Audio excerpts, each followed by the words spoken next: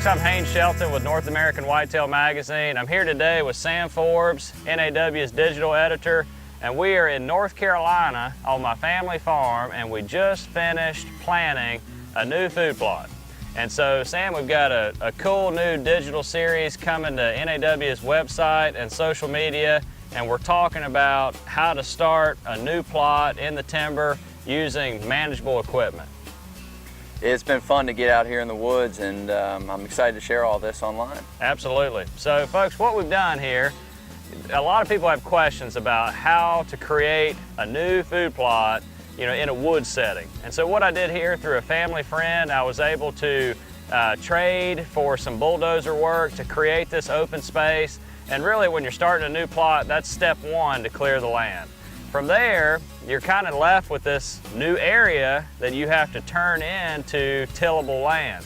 And our tools for the job, we decided to focus this whole series around manageable equipment using UTVs and UTV attachments to create a finished food plot from step one to done.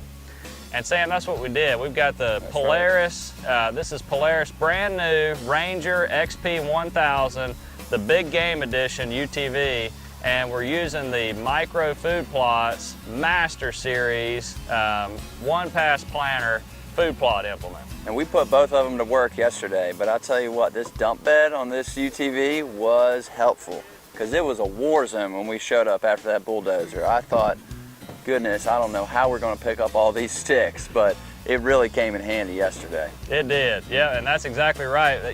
Really, we had to begin by getting all the roots and the leftover tree trunks and debris from the plot. So, folks, we were using the dump bed on the Polaris, and we had an axe and a machete. We were cutting the roots out of the field. We even used the 4,500-pound winch on the front of the Polaris to pull out some big, tree debris that were too heavy to carry. And it worked like a champ, and after a few hours, we really were able to clear the landscape and make it ready to pull the micro food plots to get all of the larger debris out of the way of the discs. Yeah, and once we started running that disc, it really looked like, hey, this little piece of woods might actually turn into a little food plot for us. Yeah. And as we ran that disc and broke the soil up more and more, we could pull up some of those bigger logs and get ready to throw down some fertilizer and lime. Yep, that's right. So obviously we did a soil test here, and I know that some of the property here, it's lowland area, but we have kind of a red clay soil, and it tends to be acidic. And that's a common issue in lots of parts of the southern United States. There's pockets with acidic soil, and the amendment for that is to add lime. So here we broadcast the requirements for lime, and we also had to add some fertilizer, and we did that with manageable equipment too.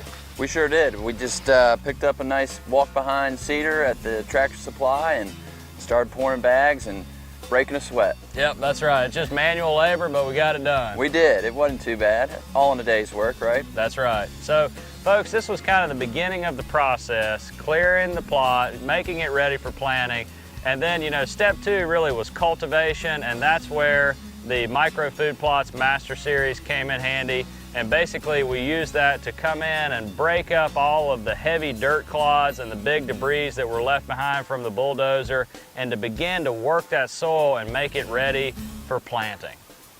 I'm excited to see all the seed get in the ground, start growing. Absolutely. Well, folks, stay tuned. In the next video in the series, we're going to talk about the actual cultivation process and preparing for planting.